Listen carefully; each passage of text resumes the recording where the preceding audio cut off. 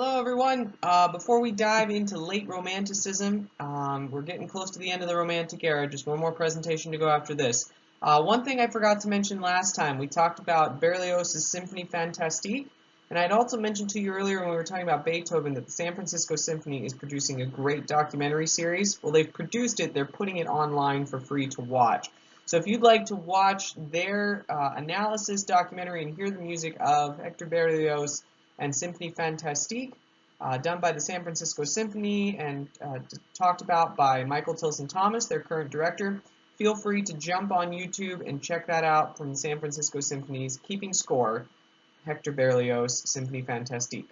All right, let's go on. So, at this period in the late 19th century, there's now wide access to music, both current and past, like never before. Remember, the Industrial Revolution has brought the cost of things down, and just the ability to print music has meant that listeners and composers have a huge variety of music from the current era all the way back to the writings of Bach and even before that at their fingertips. So composers were now not only competing with their contemporaries, but they were competing with dead composers as well because their music is being published, it's accessible, whereas before it wasn't as readily available. And into this foray comes Johannes Brahms. And his method, his route that he chose to take was to more meet the composers of the past where they were at instead of going into the avant-garde and trying something totally wild and new, although he did innovate, as we will see. He synthesized both modern and classical techniques and incorporated them into his music. Brahms was from Hamburg, Germany. He came from a poorer home, but he studied horn, piano, and cello, and as a teenager, he played popular music at dance halls and restaurants to earn money. When he was 20, he met the Schumanns, who became ardent supporters of his. And in fact, Robert Schumann's influence as a composer and a music critic, he wrote regularly for a German music publication, gave him a platform to promote Brahms and influence to help Brahms get a publisher to publish his music. Later, when Robert attempted suicide and Clara Schumann had to go back to giving concerts to make money for the family, Brahms helped take care of them.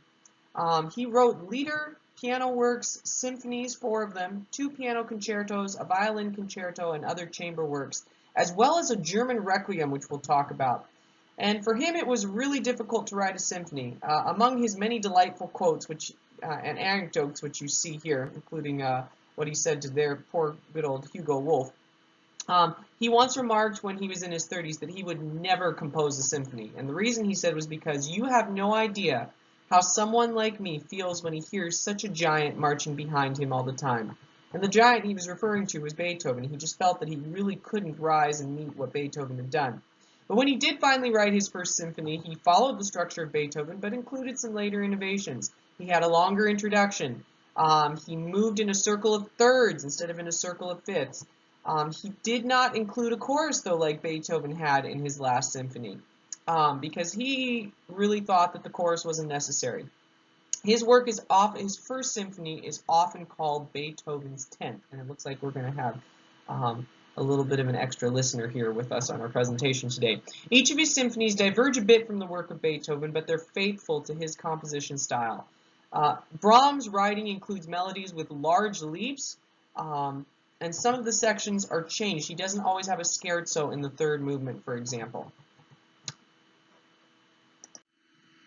So, what I'd like you to do, I'm going to give you some options again like I did the other day. I'd like you to listen to the beginning of any one of these movements from these symphonies. Again, he wrote 4, and I picked out 3 movements that I really like. All of them are great, though, so if you choose a different one, that's fine. But here are ones I would recommend.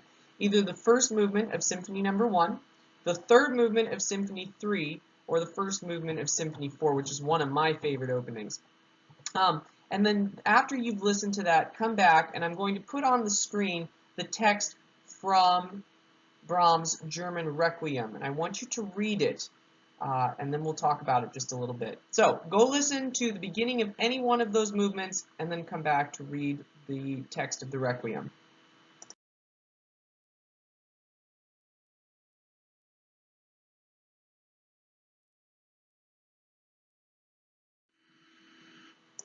I would encourage you to listen to that Requiem if you get a chance. But you'll notice, besides the fact that it's in German and not Latin, although you have an English translation there, one of the big differences, it's not the liturgical church text. It's other scriptures from the Bible and from the apocryphal books, and it's not really for the dead person. The only time it references the dead is at the very end, but otherwise it's about hope for those who are living. All right, let's move on. We're going to talk a little bit about programmatic music and so forth. Now, we had talked about programmatic music before when we talked about Berlioz, which again is a larger instrumental work that describes a story or a sequence of events. It doesn't have words sung, but there's often printed words to tell you what's going on. So now we're going to discuss tone poems or symphonic poems, and those are one movement songs, instrumental again, that portray a story or an anecdote. And this was the direction a lot of German composers, excluding Brahms, thought that music needed to move to. This is kind of following in Wagner, this idea that music should portray drama and not just feeling. Again, simple one-movement programmatic works. Liszt went this way with his tone poems. There are types of works, and these are also the types of works that Richard Strauss is well remembered for. You probably know one of his, the prelude to one of his very famous tone poems, which are actually, series of different tone poems, different excerpts, or different musical movements that portray a longer written out text in this case. But the one you probably know is the prelude to Also sprach Zarathustra, which you've heard has been used in a lot of movies too, including the 1968 film 2001: A Space Odyssey. The title, which translates to Also Spake Zarathustra, it's based on a Nietzsche poem, or narrative I should say, that outlines some of Nietzsche's philosophy. Zarathustra is a prophet who comes down from the mountain to share his wisdom with the world. So, and Strauss set this to music. Just a little bit about Strauss. He was a German composer, lived until 1949, born in 1864, and he was a celebrated conductor. He composed opera and lieder as well, but what I'd like you to listen to from him is his prelude from Also sprach Zarathustra. And if you listen to the low rumble at the beginning in the strings, it's not unlike the low rumble that happens in the introduction to Wagner's Ring Cycle with the low rumble in the strings, and then it builds on top of that. So take a listen to his prelude from Also sprach Zarathustra. Now, another composer we need to mention, Anton Bruckner, a Catholic composer who took the drama of Wagner and infused it into his religious music. And Bruckner is important especially for my choral musicians because you're going to see a lot of choral music from Bruckner from this era because he was writing a lot of religious choral music. He was writing liturgical music as well. He was an accomplished organist. He also did write symphonies. And he utilized some of the contemporary sounds of the Romantic era, but he also utilized a lot of earlier sounds from way back to the 16th century. And you're going to hear that in the example that I have for you to listen to. He wrote short pieces, he wrote masses, and his music, unlike others such as Brahms' German Requiem, could be used in a church service. Obviously, Brahms couldn't because it didn't use the church text, and it was in German. So attached is an example of a Bruckner motet in an older style, Os Justi, which you may have heard a choir sing before, but take a listen to at least just a snippet of it. And the last composer we're going to look at today, Gustav Mahler, an incredible, incredible composer, considered one of the greatest composers of the era and conductors. He was a Jewish composer, and he went to study piano and composition in Vienna, and then went on to work as a conductor. He worked throughout Europe, but he later came to New York and took over the New York Philharmonic Orchestra and led to it becoming a professional organization. 4 of his symphonies feature singers, following the examples of Beethoven, Berlioz, and Liszt. But Mahler,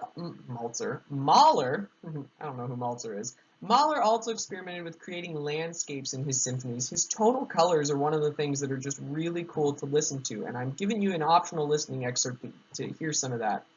But the main thing I want you to listen to is his 8th symphony. His 8th symphony is called Symphony of 1000, and the reason is because it required, listen to this, 171 instrumentalists. Remember, even at this point, a large orchestra was up to like 90. So 171 instrumentalists and 858 singers. 858 singers. It's insane. Some of his earlier symphonies came with program guides following that programmatic idea of music expressing a story. So, incredible stuff.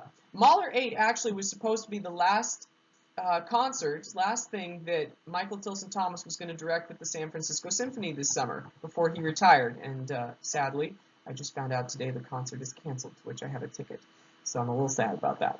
But anyways, if you would like to, though, they have another great keeping score documentary, and it's about Mahler. Another one I would highly recommend. So 2 excerpts I have on YouTube and just one on the Spotify playlist. These are from the finale. Well, one of them's from the finale, one of them's from an earlier section of the Mahler 8. And I'd like you to listen to those.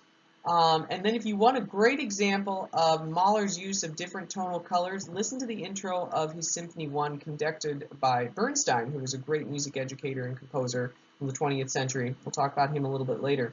But in that one, you'll hear the strings are sustaining a lot of high A's, and in between there's all these different little sounds that various instruments bring out. Really great different examples of tonal color being modified. But what I would for sure like you to listen to is the finale of Mahler 8. So take a listen to that and enjoy. It's fantastic.